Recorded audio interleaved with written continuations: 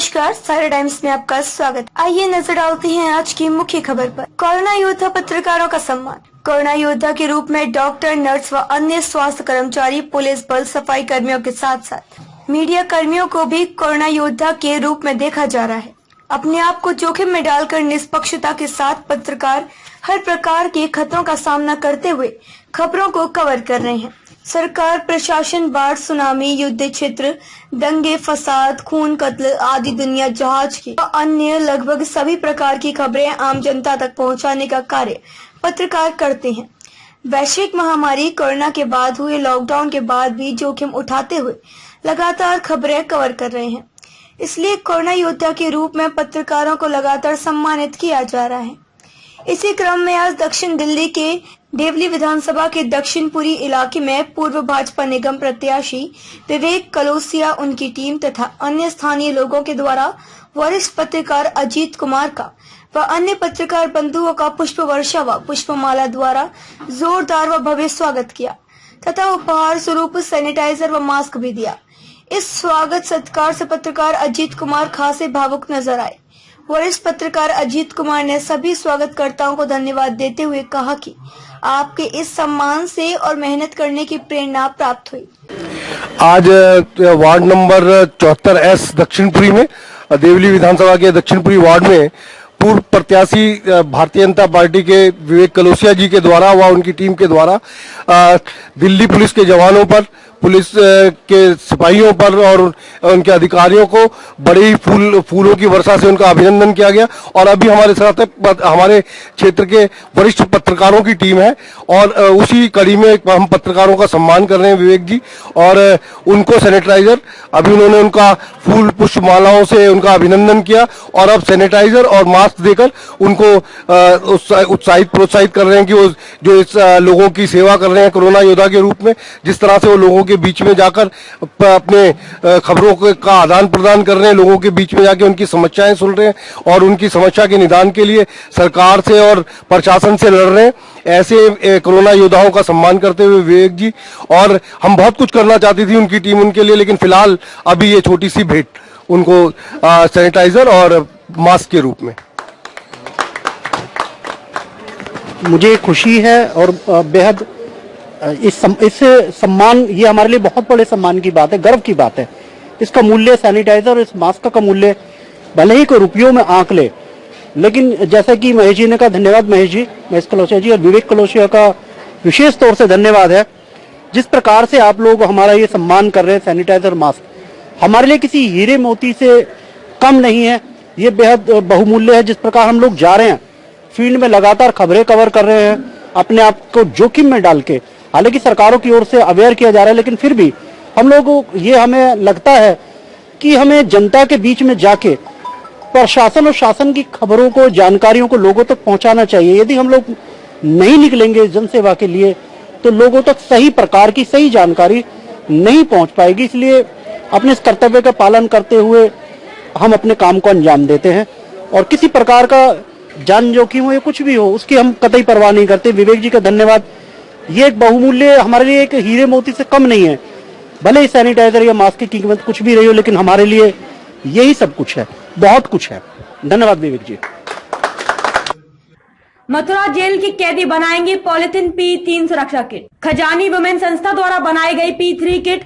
Corona virus के संक्रमण को देखते हुए जेल प्रशासन ने यह कदम उठाया है। P3 किट को खास तौर पर डॉक्टरों के लिए बनाया गया है जो लोग कोविड-19 संक्रमित फैले इलाके में जाते हैं, उनके लिए इस डिजाइन का प्रयोग किया गया है और इस किट को पॉलिथीन P3 किट का नाम दिया है। और जेल में बंद कैदी इसी डिजाइन से पॉलिथीन P3 किट जेल में बंद कैदी बनाएंगे। P3 किट को 10 भागों में बांटा गया है जिससे पैर, हाथ और पूरे शरीर का बचाव करने में प्रयोग की जाएगी। वहीं जेल अधीक्षक ने बताया कि खजामी वुमेन ने पॉलिथीन P3 किट का डिजाइन तैयार कर लिया है। अब इस डिजाइन के आधार पर जेल में बंद कैदी बनाएंगे। PPE किट बाजार में उपलब्ध न होने के चलते खजानी वुमेन ने PPE किट के आधार पर पॉलिथीन P3 किट का नाम देकर डिजाइन किया है। PPE किट की अपेक्षा इसमें लागत कम आती है और सुरक्षा उससे बेहतर बताई जा रही है। कार्यक्रम आयोजित किया क्या था? वर्तमान में कोरोना का जो संक्रमण चल रहा है उसको रोकने के लिए, बचाव करने के लिए जो प्रयास किया जाए, उसी में एक कदम है। पीपीई किट्स महंगी पड़ रही थी, पीपीई किट्स उपलब्ध ही नहीं हो पा रही थी मौके पे। तो उसी में मुझे कानपुर के IIT द्वारा बनाया गया ये सैंपल मिला, जैसे पूरी डिजाइन थे कैसे ये बनाया जा सकता है सस्ते दाम में। तो उसी को मैंने मैडम से शेयर किया, उनसे रिक्वेस्ट किया मैडम ने हमें हमेशा सहयोग किया हमारे केस में हर चीज के लिए। तो उनको ये आइडिया अच्छा लगा, उन्होंने हमसे बताया कि यही चीजें इसमें लगी तो इतनी जल्दी बन जाएगा। चीजें मैडम ने मैनेज की, हमने मैनेज की, उनके यहाँ पे हमने भिजवाया, उन्होंने इस पर रिसर्च करके अपने फैशन डिजाइनिंग के हिसाब से इसको बनाया, जैसा कि IIT कानपुर वालों ने राय दी थी। सर अब ये जिला कारागार में भी बनाई जाएगी कैदियों द्वारा? हाँ, अब नेक्स्ट कदम अभी इसमें जो भी है अब यहाँ हम बनाएंगे, अपने बंदियों को सिखाएंगे। ये दो चीजें हैं ना कि एक तो ये यहाँ पे भी काम देगी, छूटने के बाद जो बंदी सीखे रहेगा ठीक है, वो बाहर जाके भी इसका काम कर सकता है। लगभग कितनी किटें हैं सर? वर्तमान में 20 किट इन्होंने हमें दी है, अब किट हम भी बना लेंगे और मैडम का सहयोग बना ही रहेगा। कारागार में जो कार्यक्रम हुआ है क्या है पूरा मामला?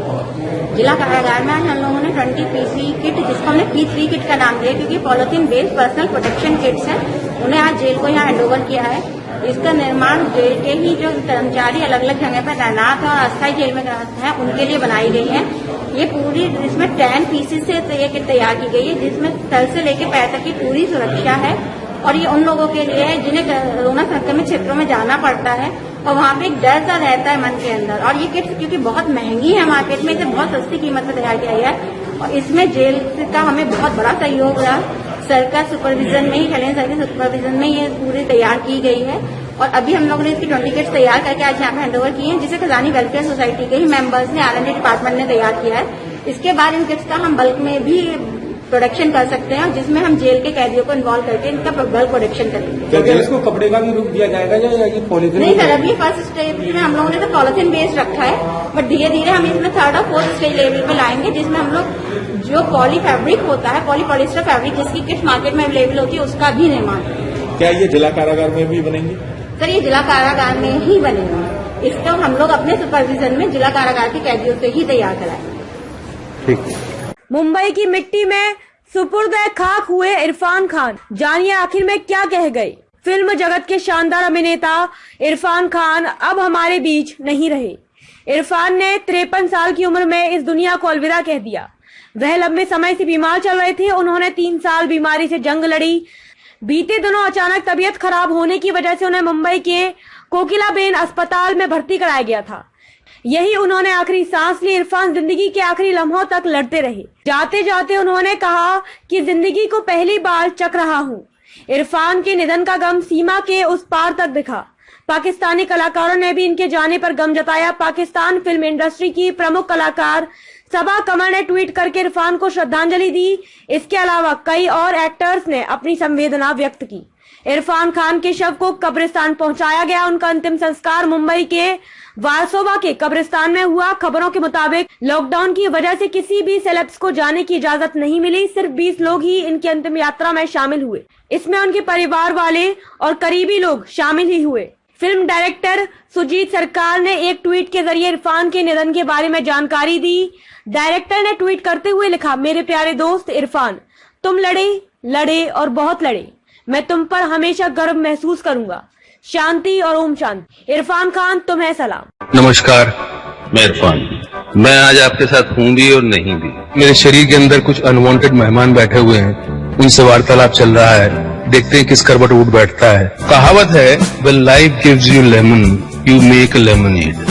बोलने में अच्छा लगता है, पर सच में जब जिंदगी आपके हाथ में नींबू थमाती है ना, तो शिकंजी बनाना बहुत मुश्किल हो जाता है। Yes, wait for me। खबरों का सिलसिला समाप्त हुआ। धन्यवाद।